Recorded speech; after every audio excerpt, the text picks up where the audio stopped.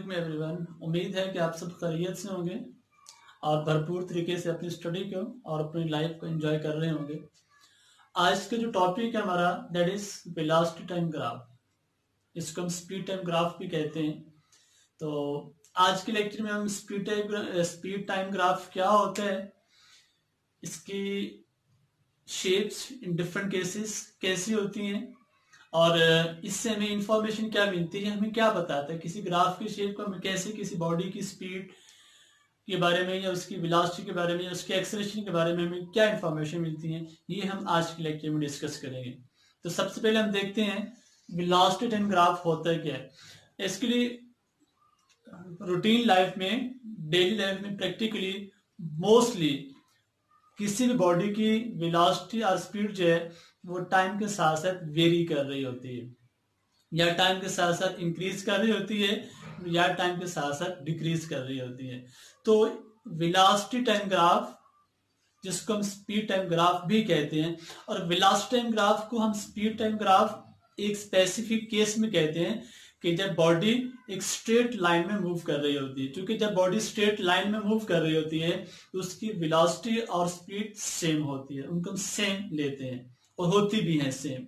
और लिहाजा यहाँ पे भी हम सपोज कर रहे हैं कि बॉडी जो है वो स्ट्रेट लाइन में ट्रेवल कर रही है, तो उसकी वेलोसिटी और स्पीड वो इंटरचेंजेबल है। अगर हम बात करें प्रैक्टिकल लाइफ की तो बहुत सारे मोस्टली केसेस में जैसे कि बताया भी है कि बॉडी की जो वेलोसिटी है या स्पीड है वो टाइम के साथ साथ वेरी करती है। तो ऐसा ग्राफ जो हमें बताए कि किस तरह से किसी बॉडी की स्पीड टाइम के साथ साथ चेंज हो रही है, टाइम के बढ़ने के साथ साथ किसी बॉडी की वेलोसिटी बढ़ रही है या कम हो रही है। अगर बढ़ रही है तो किस रेट से बढ़ रही है, और अगर कम हो रही है तो किस रेट से कम हो रही है। ये सारी चीजें हमें कौन बताता है? Velocity time graph. तो डेफिनेशन में हम सिंपली यही लिखते हैं, ऐसा ग्राफ जो वेलोसिटी में, स्पीड में टाइम के साथ साथ वेरिएशन को शो करे, that graph is called velocity time graph. Definition हम इसकी लिख लेते हैं। वेलोसिटी टाइम ग्राफ क्या होता है? Graph which shows variation in speed of body with time is called velocity time graph। Speed मैंने आपको पहले बता दिया कि हम स्पीड की जगह पे वेलोसिटी भी यूज कर सकते हैं। यहाँ पे हम स्पेस कर रहे हैं कि जो केस सपोज कर रहे हैं कि बॉडी की मोशन स्ट्रेट लाइन में है, उसमें स्पीड और वेलोसिटी इंटरचेंजेबल है। अब इसमें दो तीन चीजें जो हमने आगे साथ साथ डिफरेंट शेप्स में देखे में से area by the body. Area of velocity time graph gives the distance covered by the body। Area of की जगह में हम अंडर भी कह सकते हैं। Area under the velocity time graph gives total distance that body has covered। Number 2, this was first point। Second point, slope of velocity time graph gives acceleration of body। अगर हम वेलोसिटी टाइम ग्राफ की slope लेंगे at any instant तो वो उस लम्हे at that instant body के acceleration के बारे में हमें बताएगा कि बॉडी का एक्सेलरेशन कितना है। अब हम आते हैं इसकी शेप्स की तरफ, डिफरेंट केसेस की अगर हम बात कर लें, ठीक है। और ग्राफ को हमने ड्रॉ कैसे करना है ये हम पिछले लेक्चर में अच्छी तरह से डिस्कस कर चुके हैं कि कोई भी ग्राफ हमने जब ड्रॉ करना होता है तो सबसे पहले पॉइंट जो है हम अपने रेफरेंस एक्सिस को ड्रॉ करते हैं, स्केल को सिलेक्ट करते हैं, फिर उस स्केल के अकॉर्डिंग हम डॉटेड पॉइंट्स सिलेक्ट करते हैं कि जहां से वो ग्राफ हमारी कर्व जो है पास करेगी, और देन हम पॉइंट्स को आपस में ज्वाइन करते हैं। सबसे पहले केस है केस 1। केस 1 क्या है? When body is moving with constant speed। First case है हमारे पास when body is moving with constant speed, तो उस केस में स्पीड टाइम ग्राफ कैसा होगा? अगर हम डाटा लिख लें, ठीक है, डाटा अगर हम लिख लें, this is speed and this is time.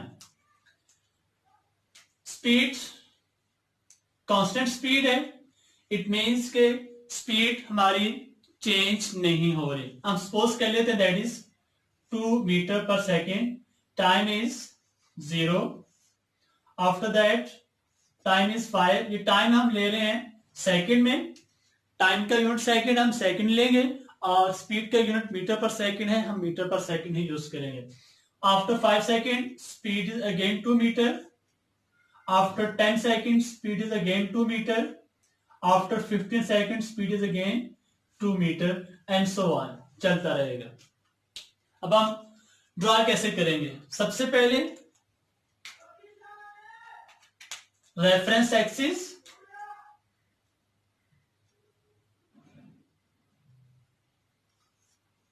इन, ये भी एक पॉइंट नोट करने वाला है, in speed time graph usually time is taken along x axis।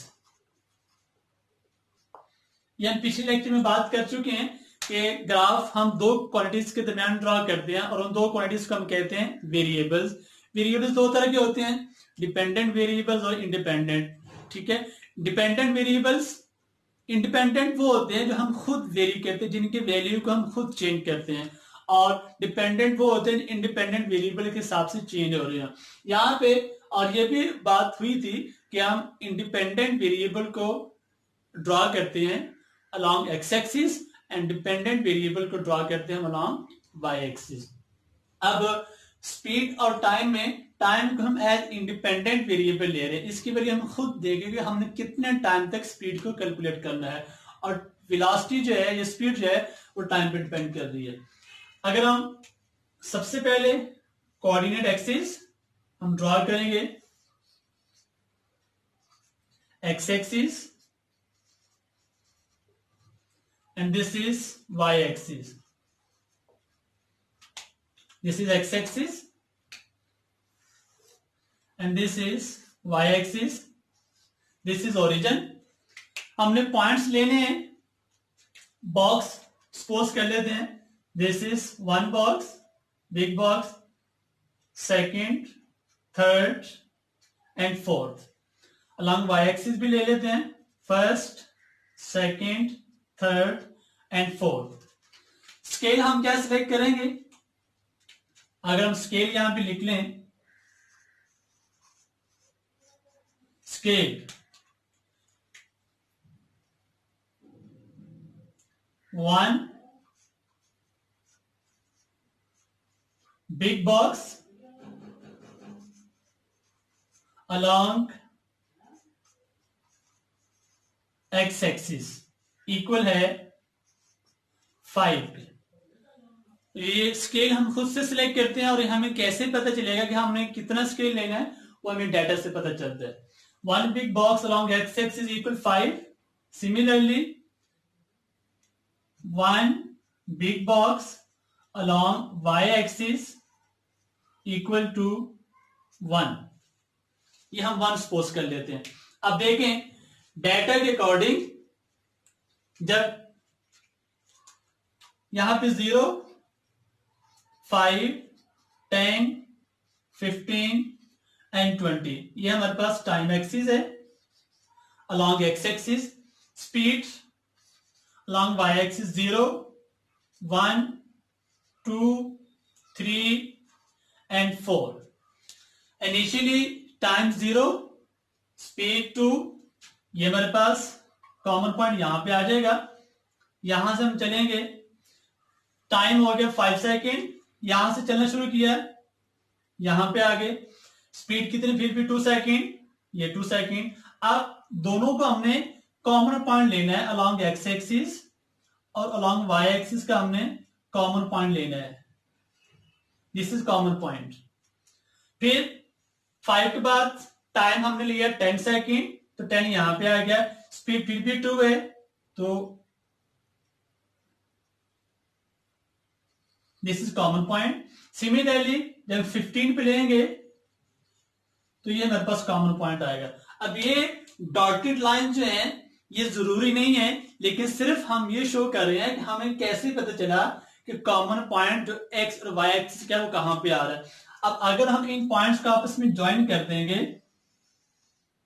तो हमारे पास ये स्पीड टाइम ग्राफ आ गया बॉडी का। कब, जब बॉडी की स्पीड जो है वो कांस्टेंट है। अब ये ग्राफ कैसे है, when body is moving with constant speed, its speed time graph is a straight line. Speed time graph is a straight line that is parallel to time axis. When body is moving with constant speed, with uniform speed, its velocity time graph is a straight line that is parallel to time axis. अब ये दो बातें हमने यहां पे लिखी है। Area under the velocity time graph gives distance covered. अब ये अगर हम डॉटेड लाइन को थोड़ी देर के लिए रिमूव कर दें, या यहां पे अगर हम कंसीडर करें दिस इज परपेंडिकुलर, तो ये हमारे पास एरिया जो है, this is area under the velocity time graph, जिसको हमने शेड कर दिया है। शेडेड एरिया जो है ये area under the velocity time graph. अगर हम इस शेप को देखें तो this is just like a rectangle. ये किसके इक्वल है, जस्ट लाइक अ रेक्टेंगल। और रेक्टेंगल के एरिया हम कैसे फाइंड कर सकते हैं, उसके लिए सिंपल हमारे पास फॉर्मूला है length multiplied by width. Length और विड्थ को मल्टीप्लाई करेंगे, एरिया, अगर हम एरिया की बात करें, area under the curve,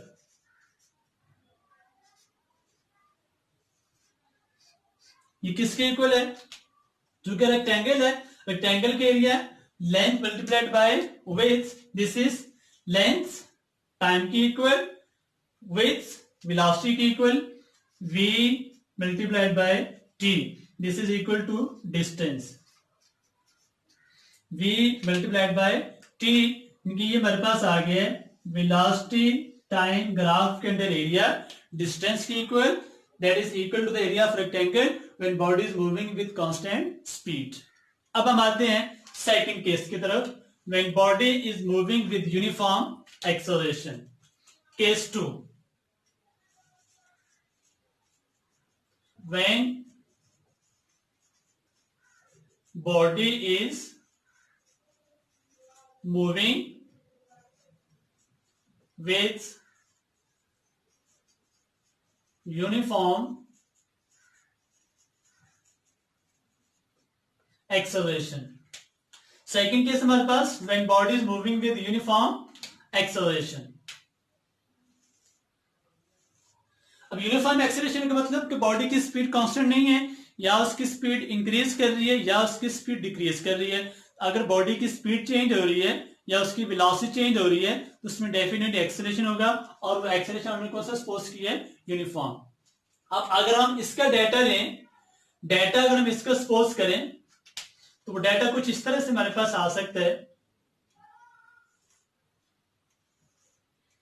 this is velocity and time 0, 0, 2, 5, 4, 10, 6, 15, 8, 20 कि जिस रेट के साथ टाइम चेंज हो रहे हैं, सेम उसी रेट के साथ वेलोसिटी चेंज हो रही है। अगर हम इसका ग्राफ ड्रॉ करें तो स्टेप सारे वही हैं।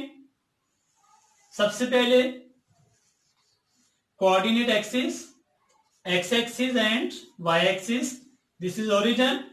पॉइंट्स हम ले लेते हैं 1 2 3 4, 1 2 3 4। ये हमने सपोज किया खुद कि हम ये बिग बॉक्स इक्वल ले रहे हैं। इनिशियली दोनों 0 0, ठीक है, 5 10 15 एंड 20। ये हमने डाटा लिख लिया टाइम का, क्योंकि टाइम हम अलोंग एक्स एक्सिस ले रहे हैं, स्पीड को हम लेंगे अलोंग वाई एक्सिस 2 4 6 एंड 8। अब अगर हम यहां पे ग्राफ ड्रॉ करें सेम इसी मेथड से जो कि हमने डिस्टेंस टाइम ग्राफ में यूज किया और जो हम इसमें वेलोसिटी टाइम ग्राफ में यूज किया, तो ग्राफ की शेप हमारे पास इस तरह से आएगी। This is the velocity time graph when body is moving with uniform acceleration. अब इसको बोलेंगे कैसे? This is a straight line but inclined at some angle with X axis. When body is moving with uniform acceleration, its velocity time graph is a straight line that is inclined with time axis. अब ये भी straight line parallel to time axis. This is also straight line but not parallel to any axis. ना तो ये time axis के parallel है और ना ही velocity इनकी speed axis के parallel है, but inclined है। इसको हम ये भी कहते हैं ग्राफ हमारा लीनियर है, लेकिन कंडीशन क्या है कि वेलोसिटी इक्वली चेंज हो रही हो with equal intervals of time. अब अगर हम इसमें एरिया कवर करना कैलकुलेट करना चाहें तो this is the area under the velocity time graph, हमने शेड कर दिया। अब अगर हम इसको देखें तो ये हमारे पास एक ट्राइंगल की शेप बन गई है। किसकी शेप बन गई है? ट्राइंगल की। और ट्राइंगल के एरिया कैलकुलेट करने का formula area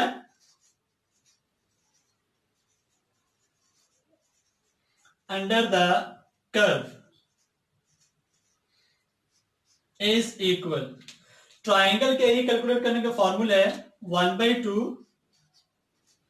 length multiplied by height, 1/2 base. So base multiplied by height हम कह लेते हैं इसको। बेस किसके इक्वल है? टाइम के। और हाइट किसके इक्वल है? स्पीड के। तो ये मेरे पास फॉर्मूला आ गया एरिया कैलकुलेट करने का। अब स्लोप हमने लेनी है। यहां पे चूंकि स्लोप ऑल द टाइम 0 है, यहां पे अगर हम स्लोप लेंगे किसी भी वक्त किसी भी पॉइंट पे, ये डिफरेंट पॉइंट्स हमारे पास आते हैं, अगर हम किसी भी पॉइंट पे स्लोप लेंगे तो वो सेम आएगी। अब स्लोप क्या होती है? Slope this is equal to tan theta y over x। This is y and this is x। y over x की वैल्यू आप किसी भी पॉइंट पे लेंगे तो हमारे पास स्लोप की इक्वल आएगी, और वो बॉडी क्या है? एट दैट टाइम एक्सेलरेशन होगा। जो अब चूंकि यहां पे एक्सेलरेशन यूनिफॉर्म है तो ऑल द टाइम बॉडी का एक्सेलरेशन क्या रहेगा? ये स्लोप की वैल्यू सेम रहेगी। अब लास्ट की जब हमारे पास जब एक्सेलरेशन यूनिफॉर्म नहीं है, वेरिएबल है, और हम यहां पे सपोज कर लेते हैं कि बॉडी का एक्सेलरेशन इंक्रीज कर रहे हैं। बॉडी का एक्सेलरेशन अगर इंक्रीज कर रहे हैं तो यहां पे 2 है, यहां 4 नहीं आएगा, 5 आ जाएगा, 6 नहीं आएगा, 7 8 9 कुछ भी आ जाएगा। यानी बॉडी की velocity equal intervals of time में इक्वली चेंज नहीं हो रही बल्कि ज्यादा चेंज हो रही है। तो हम डायरेक्ट ग्राफ की तरफ आते हैं। Case number 4, case number 3 sorry, when acceleration is not uniform, when acceleration of a body is not uniform, then velocity time graph body कैसे आएगा? सबसे पहले तो वही स्टेप्स हैं कि हमने एक्सिस रेफरेंस एक्सिस ड्रॉ करने हैं।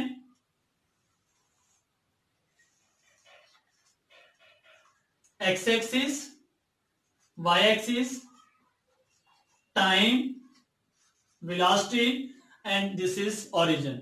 अब अगर हम ग्राफ ड्रॉ करेंगे तो ग्राफ स्ट्रेट लाइन नहीं आएगा, क्योंकि बॉडी की वेलोसिटी इक्वली चेंज नहीं हो रही। तो ग्राफ की शेप कुछ इस तरह से आएगी।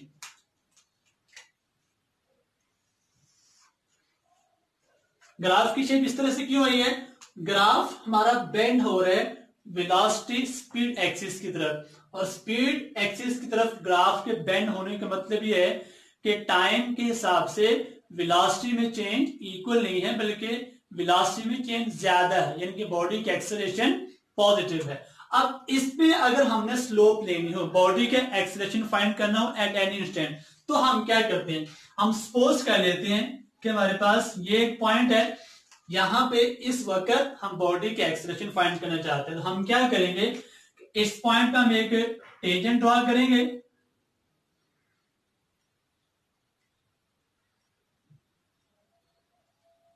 टेंजेंट, यहां से हम एक्स एक्सिस और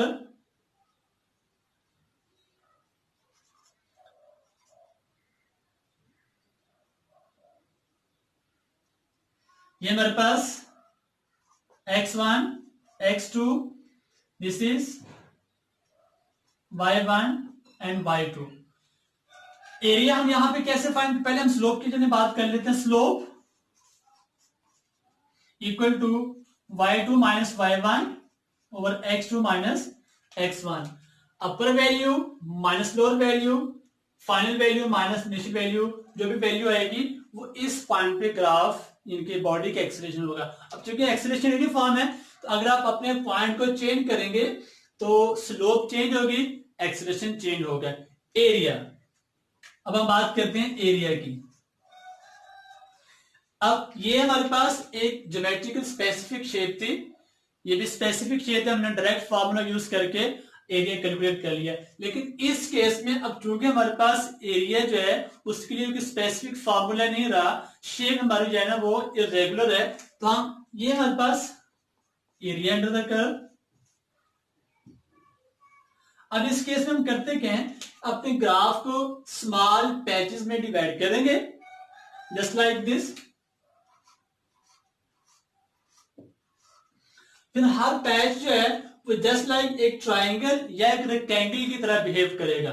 अगर हम किसी एक पैच को ड्रॉ करें, ये एक पैच हमारे पास इस तरह से आएगा,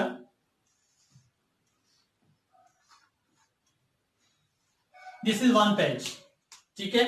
अगर हम इसको यहां से ब्रेक कर दें, ये हमारे पास रेक्टेंगल, दिस इज रेक्टेंगल, और ये क्या बन गई है? ट्राइंगल। रेक्टेंगल के एरिया कैलकुलेट करेंगे by using simply formula length multiplied by width.